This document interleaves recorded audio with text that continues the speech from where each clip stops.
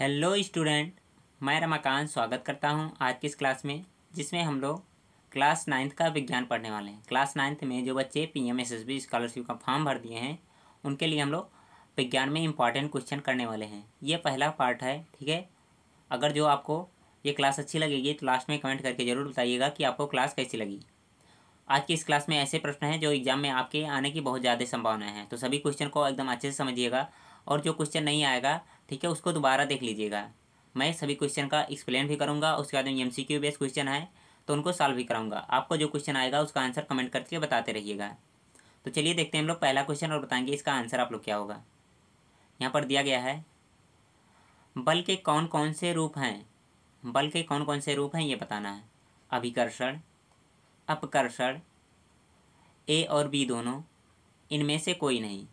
तो कौन सा होता है बल का रूप? तो बल के दो रूप होते हैं, ठीक है। कौन कौन से रूप होते हैं? अभिकर्षण और अपकर्षण, जो दोनों दिया गया है ये दोनों सही हैं, ठीक है। चलिए जान लेते हैं अभिकर्षण का मतलब क्या होता है, अभिकर्षण क्या होता है और अपकर्षण क्या होता है, ठीक है। जैसे मान लेते हैं कोई वस्तु यहाँ पर रखी गई है, ठीक है, कोई बोर्ड रखा गया, ठीक है, ये कोई वस्तु रखी गई, ठीक है। अगर जो इसको धक्का दे रहे हैं, ठीक है, धक्का दे रहे हैं, ठीक है, धक्का दे करके कि इसको कहीं दूसरी जगह पर ले जा रहे हैं, ठीक है, तो इसी को क्या बोलेंगे? हम लोग बोलेंगे अभिकर्षण। क्या बोलेंगे? अभिकर्षण बोलेंगे। ये वाला हो गया अभिकर्षण वाला। और अपकर्षण क्या होता है? जैसे कोई वस्तु यहाँ पर रखी गई है, ठीक है, ये वस्तु रखी गई है, अगर जो इसको खींच कर लाएं, ठीक है, इधर से खींच करके लाएं तो क्या कहेंगे? इसको बोलेंगे हम लोग अपकर्षण बोलेंगे, ठीक है बच्चों। बाकी इसके बाद देखते हैं हम लोग अगला क्वेश्चन और बताएंगे इसका क्या आंसर होगा। आप सब अगर जो आपको मालूम रहेगा तो बताइएगा, नहीं मालूम रहेगा तो समझिएगा। कह रहा बल का प्रयोग किस में परिवर्तन लाने के लिए किया जाता है। अगर जो बल का हम प्रयोग करें तो किस में परिवर्तन हो जाएगा? वस्तु की गति में, कार्य में, क्रिया में, इनमें से कोई नहीं। तो यहाँ पर सही कौन सा हो जाएगा? हमारा जो दिया गया है ए ऑप्शन सही हो जाएगा, ठीक है। वस्तु की गति में, ठीक है, अगर जो बल का प्रयोग करें तो हम लोग क्या करेंगे? वस्तु की जो गति है उसको परिवर्तन कर सकते हैं। कैसे? चलिए समझते हैं। जैसे आप लोग क्रिकेट खेले होंगे, बैडमिंटन भी खेले होंगे, वॉलीबॉल, बहुत सारे खेल खेले होंगे, तो मैं क्रिकेट वाला एग्जाम्पल ले रहा हूँ, बाकी सब जगह यही आप लोग फॉलो कर सकते हैं। जैसे क्रिकेट में एक तरफ से क्या होता है? बैटमैन बैट लेकर के खड़ा होता है, यहाँ बैटमैन मानते हैं बैट लेकर के खड़ा है। उसके बाद में इधर से क्या आएगी? बॉल आएगी, ठीक है, इधर से बॉल इधर आएगा, ठीक है। तो बैट से क्या करेगा? ये जब बल लगाएगा तो क्या करेगा? जो बॉल इधर आ रही था तो इसका डायरेक्शन कभी इधर कर देगा, तो कभी इधर, तो कभी इधर, तो कभी इधर, ठीक है। तो क्या हुआ? बल लगा करके बैटमैन ने क्या किया? वस्तु की गति जो थी उसकी क्या दिशा में परिवर्तन कर दिया, ठीक है, वस्तु की गति में परिवर्तन कर दिया। तो यहाँ पर कौन सा सही हो जाएगा? हमारा जो दिया गया है ए ऑप्शन सही हो जाएगा। इसकी गति में भी परिवर्तन होगा और दिशा में भी परिवर्तन होगा। गति में कैसे परिवर्तन होगा? जैसे मान लेते हैं कोई कार आ रहा है, ठीक है, कार आ रहा है, ठीक है, क्या हो रहा है? इधर से ये कार आ रही थी, ठीक है, मैं यहाँ बना दे रहा हूँ, ये हो गया कार मान लेते हैं, ठीक है, थोड़ा समझिएगा आप लोग।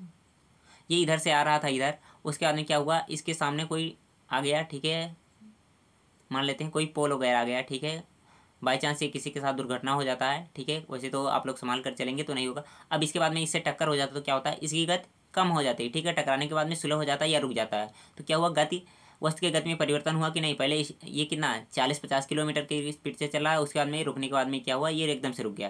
तो क्या हुआ? वस्तु की गति में परिवर्तन कर देता है, ठीक है बच्चों। बाकी देखते हैं इसके बाद में अगला क्वेश्चन और बताएंगे इसका क्या आंसर होगा। आप सब कह रहा बल का उपयोग किस किस में होता है, ठीक है, बल का उपयोग कहाँ कहाँ करते हैं हम, ये बताना आपको। कोई वस्तु है उठाने में करते हैं, या आप लोग खेलने में करते हैं, या फिर धक्का देने में, या उपयुक्त में से सभी। तो क्या देखिए, बल का उपयोग कहाँ कहाँ? हर जगह, ठीक है, चाहे जो काम हो, बोलना हो, खाना हो, पीना हो, खेलना हो, दौड़ना हो, सब जगह क्या होगा? बल का उपयोग होगा, ठीक है। तो यहाँ पर कौन सा सही हो जाएगा? डी ऑप्शन सही हो जाएगा बच्चों, ठीक है। तीसरे क्वेश्चन का डी ऑप्शन बिल्कुल सही ऑप्शन है। बाकी इसके बाद देखते हैं हम लोग अगला क्वेश्चन और बताएंगे इसका क्या आंसर होगा। आप सब इसमें क्या कह रहा है? पेशीय बल क्या होता है, ठीक है, पेशीय बल क्या होता है? आप लोग जल्दी से बताएंगे पेशीय बल क्या होता है। जिनको मालूम रहेगा बताएगा, जिनको नहीं मालूम रहेगा नहीं बता सकता है, ठीक है, समझेगा केवल। तो पेशीय बल क्या होता है? पेशीय बल क्या होता है? संपर्क बल होता है, ठीक है, संपर्क बल होता है, ठीक है बच्चों। बाकी इसके बाद देखते हैं हम लोग अगला क्वेश्चन और बताएंगे इसका क्या आंसर होगा, ठीक है। इसमें 5वें क्वेश्चन में क्या कह रहा है? बल की प्रबलता मापी जाती है। जो बल है इसकी प्रबलता मतलब कितना ज़्यादा है, इसको कैसे नापेंगे, ठीक है, परिमाण द्वारा, परिमाप द्वारा, मापक द्वारा, या मापन द्वारा। तो कौन सा सही हो जाएगा यहाँ पर? परिमाण द्वारा, ठीक है। बल का जो क्या होता है मापन होता है परिमाण द्वारा होता है, तो इसके अकॉर्डिंग ए ऑप्शन सही हो जाएगा बच्चों। बाकी देखते हैं 6 नंबर क्वेश्चन और बताएंगे इसका क्या आंसर होगा। कह रहा है किसी वस्तु पर बल लगाने से उसकी आकृति में क्या होती है। ठीक है, उसकी आकृति में क्या होगा, बदलाव होगा, प्रभाव होगा, प्रयास होगा या परिवर्तन होगा। ठीक है, तो कोई वस्तु दिया गया है, अगर जो उसमें बल लगाएं तो क्या होगा, उसकी आकृति में क्या हो जाएगा, परिवर्तन हो जाएगा। तो यहाँ पर सही है कौन सा, हमारा डी ऑप्शन सही है। जिसे आप लोग बहुत बार देखे होंगे, आप लोग क्या, कौन सा एग्जाम्पल ले लें आप लोग, वो रबर वाला बॉल, ठीक है, जो आप लोग क्रिकेट में खेलते हैं, नॉर्मल जो बॉल होते हैं, कोई कोई तो टाइट होता है, कोई कोई नॉर्मल होता है। ठीक है, तब इस पर जब बल लगाते हैं, ठीक है, चारों तरफ से अगर जो हाथ से दबा करके बल लगाते हैं तो क्या होता है, इसकी आकृति में परिवर्तन होता है। ठीक है, ये पिचक जाता है। तो इस तरह से भी इसका एग्जाम्पल ले सकते हैं। बाकी आप लोगों ने बहुत सारी बड़ी बड़ी मशीनें अगर जो देखी होंगी, अगर जो नहीं देखी तो सुने होंगे, क्या होता है, हाइड्रोलिक प्रेशर वगैरह होता है। तो क्या करते हैं उसके नीचे, ठीक है, हाइड्रोलिक प्रेशर के नीचे कोई भी अगर जो लोहे का या फिर कोई टुकड़ा रखा गया, इसको रखेंगे तो ये क्या करेगा, बल लगा करके इसको चिपटा कर देगा, तोड़ देगा। ठीक है, तो बल लगाने से क्या होता है, आकृति में परिवर्तन हो जाता है। ठीक है, परिवर्तन में टूट भी सकता है, फूट भी सकता है, उसके बाद में चिपटा भी हो सकता है। बाकी देखिए 7 नंबर क्वेश्चन, और बताइए इसका क्या आंसर होगा। क्या कह रहा है इसमें, कौन बर्तनों की दीवारों पर दाब डालते हैं। ठीक है, बर्तनों की दीवार पर कौन दाब डालते हैं। क्वेश्चन थोड़ा सा आप लोग को समझ में नहीं आ रहा होगा, तो मैं इसको थोड़ा सा एक्सप्लेन करना चाहूँगा। क्वेश्चन क्या रहा है, ठीक है, जिससे मान लेते कोई बर्तन है, ठीक है, यहाँ पर कोई क्या हो गया, ये बर्तन हो गया। ठीक है, अब इसमें क्या रखा गया, अगर जो दरो रखा गया है या फिर गैस रखा गया है। ठीक है, तो कौन जो होगा, दरो दिया गया, गैस दिया गया, ए बी, और इनमें से कोई नहीं, तो कौन जो इसकी दीवार, ठीक है, दीवार क्या होगा, बर्तन का दीवार ये होगा। ठीक है, ये जो दिया गया है राउंड में क्या है, बर्तन का दीवार है। तो जो इसके अंदर पार्ट दिए गए, ठीक है, मेटल भरे गए हैं, क्या है, दरो हों या गैस हों, ठीक है, वो क्या करेंगे, दीवार पर दाब डालेंगे। तो कौन डालेगा, दरो डालेगा या गैस, तो दोनों डालते हैं। ठीक है, दरो भी डालता है और गैस भी डालता है। आप लोग इसका एग्जाम्पल देखे होंगे कि दाब डालते हैं, कैसे पता चलेगा, इसके बारे में अगर जो पता करना हो तो क्या करें, आप लोग बॉटल में पानी भर लें। ठीक है, क्या करें, बॉटल में पानी भर लें। अब इसके बाद में क्या करें, बॉटल में पानी भरने के बाद में एकदम से फुला फुल भरा, एकदम से पूरा भरा है, इसके बाद में कहीं पर छेद कर देंगे। ठीक है, मान लेते हैं यहाँ से छेद हो गया, तो क्या होगा, प्रेशर की वजह से ये बाहर निकलेगा। ठीक है, तो क्या पता चलता है कि दीवार पर हमेशा जो है ये हमेशा फोर्स लगाता रहता है। ठीक है, जो चाहे गैस हो या फिर द्रो हो, एकदम से फोर्स लगाता रहता है। ठीक है, लगाता रहता है, तो इसी के कारण जैसे छेद हुआ तैसे बाहर निकलने लगते हैं। तो यहाँ पर कौन सा सही था, सी ऑप्शन बिल्कुल सही ऑप्शन था बच्चों। बाकी देखेंगे 8 नंबर क्वेश्चन और बताएंगे इसका क्या आंसर होगा। इसमें कह रहा, दो सतहों के बीच संपर्क के कारण कौन सा बल उत्पन्न होता है। ठीक है, कौन सा फोर्स उत्पन्न होता है, आप लोग बताएंगे, पेशीय, चुंबकीय, घर्षण या दाब। ठीक है, तो अगर जो दो सतह दिया गया है, ठीक है, एक सतह ये हो गया, इसके ऊपर दूसरा, ठीक है, यहाँ पर कोई वस्तु रख दिया गया, मान लेते हैं यहाँ पर रखा गया है। ठीक है, इनके बीच में जो यहाँ पर जो होगा, यहाँ पर कौन सा बल उत्पन्न होगा ये बताना है। मान लेते हैं इधर से हम लोग धक्का दे रहे हैं, ठीक है, इधर से धक्का दे रहे हैं और इधर से क्या होगा, ये रुकेगा। ठीक है, अगर जो आप लोग स्टार्टिंग में कोई बड़ी सी वस्तु रखी है तो धक्का देते तो नहीं होता, लेकिन से 4-5 लोग मिल जाते हैं तो धक्का देते हैं तो आगे बढ़ जाता है। तो कौन सा बल है जो इसको रोकता है। ठीक है, यहाँ पर कौन सा बल उत्पन्न होता है, तो घर्षण बल उत्पन्न होता है। घर्षण बल क्या होता है, वह बल जो किसी दो सतहों के बीच में कार्य करता है और क्या होता है, वो उत्पन्न होने वाले बल का विरोध करता है। ठीक है, जैसे हम इधर से बल लगाए हैं तो इधर से ये एक बल जनरेट होगा इधर से। ठीक है, ये क्या करेगा, इस वस्तु को रोकने की कोशिश करेगा, कहेगा रुके रहो रुके रहो। बाकी अगर जो हम 4-5 लोग हैं तो धक्का लगाएंगे, ये पत्थर आगे चला जाएगा। लेकिन से एक लोग हैं और बड़ा सा पत्थर है तो नहीं कर सकते हैं।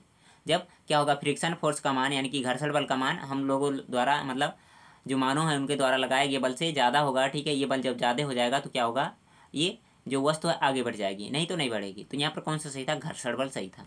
दो सतहों के बीच जो उत्पन्न होता है बल उसे क्या कहते हैं हम लोग, घर्षण बल कहते हैं। दाब क्या होता है, दाब तो आप लोग को मालूम होगा कि एकांक क्षेत्रफल का एक, अगर जो कोई दिया गया है, एरिया दिया गया है, ठीक है, कोई वस्तु दिया गया है, इसके एकांक क्षेत्रफल पर जो बल कार्य करता है उसे क्या कहते हैं हम लोग, दाब कहते हैं। ठीक है, बाकी देखिए 9 नंबर क्वेश्चन और बताइए इसका क्या आंसर होगा। दाब का मात्रक क्या होता है। दाब का मात्रक क्या होता है, अगर जो दाब का फार्मूला नहीं मालूम है तो दाब का फार्मूला आप लोग सबसे पहले याद करिए, F = होता है pressure pressure P = F upon A। ठीक है, जहाँ F क्या है, F है फोर्स यानी कि बल है, और A क्या है, A हमारा एरिया यानी कि क्षेत्रफल है, और P मतलब क्या हो गया, प्रेशर यानी कि दाब। ठीक है बच्चों, अब यहाँ से पूछ रहा है इनका जो है मात्रक क्या होगा। देखिए बल का मात्रक सब लोग जानते हैं क्या होता है, न्यूटन होता है, और बटे में क्या दिया गया है, एरिया, और एरिया का मात्रक कितना होता है, मीटर स्क्वायर। तो इसके अकॉर्डिंग जो दिया गया है न्यूटन पर मीटर स्क्वायर। बी ऑप्शन नहीं, डी ऑप्शन बिल्कुल सही ऑप्शन होगा। कौन सा ऑप्शन सही होगा, डी ऑप्शन बिल्कुल सही ऑप्शन है बच्चों। बाकी देखिए 10 नंबर क्वेश्चन और बताइए इसका क्या आंसर होगा। अभी थोड़ी देर पहले मैंने इस क्वेश्चन को बताया है।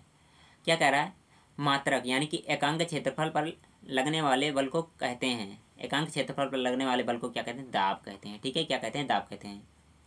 बाकी आप लोग दाब के बारे में मैंने बता दिया, फार्मूला भी बता दिया, आपको याद हो गया होगा।